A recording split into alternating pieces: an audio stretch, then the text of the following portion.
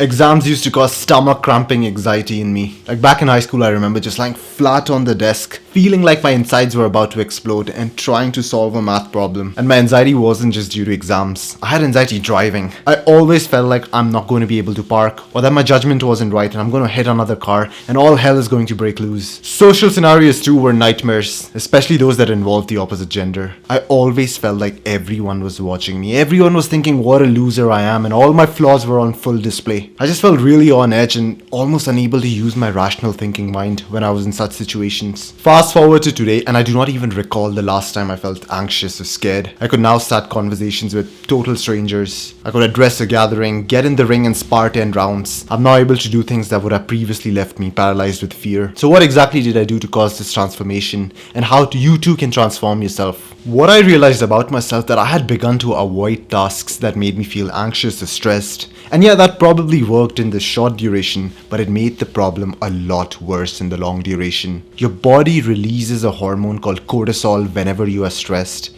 If you avoid all forms of stressful activities, then your body loses its ability to tolerate this hormone. And even minor events that secrete very little cortisol are now flagged as massive stressors. Think of your ability to tolerate stress just like a muscle. If you leave a muscle untrained, then it is going to shrink. And when you try to lift something really heavy using that muscle, then that is just going to feel uncomfortable. Also, when you avoid things, it subconsciously puts you in that victim mindset. The message that your body receives is that this activity is rather dangerous and it must be avoided at all costs. This paradoxically makes you further anxious. I then decided that I'm now going to face all my fears. I'm going to expose myself to all the things that make me anxious. But the exposure is going to be voluntary and it is going to be of an intensity that I can tolerate. To reduce my social anxiety, I did not just jump on a stage and start giving a speech. I did something very simple yet a bit uncomfortable. Well, at least for me. I initiated a conversation with the cafeteria lady. To curb my anxiety related to driving, I started driving to really close by locations, to the local gym, to local gatherings, etc. This repeated voluntary exposure to the things that I feared was the secret behind me getting over all my fears. Sounds very paradoxical, I know. You see, when you voluntarily go and face your monsters, you might discover that these monsters are just baby dragons right now and are easy to kill. But ignore these monsters for long enough and now these are full-fledged dragons that are a lot harder to kill.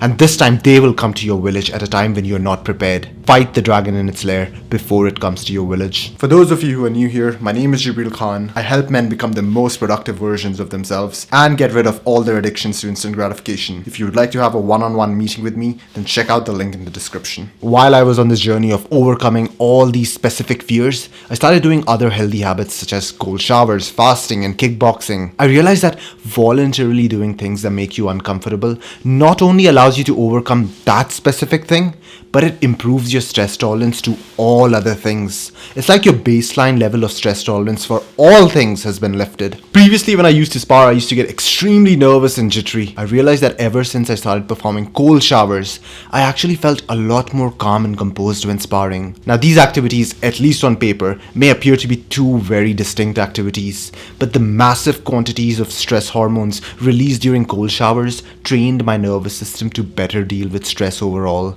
and therefore my bar of stress tolerance improved. So remember, all you need to do is pursue domain-specific stress tolerance and a general amount of stress tolerance. The truth is that most humans live lives that are absolutely destroying their ability to tolerate stress. They're constantly numbing themselves with either fast food, social media, or pornography.